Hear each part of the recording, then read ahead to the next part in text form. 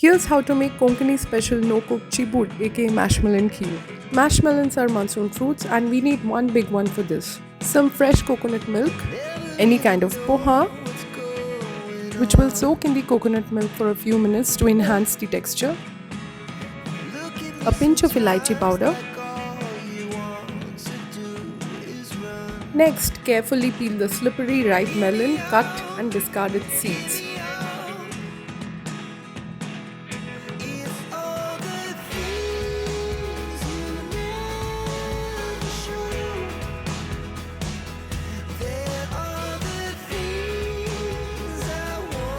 Mash the pieces into this consistency,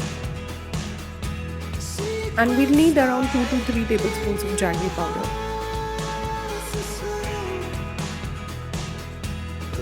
And finally, it's time to mix all the ingredients together.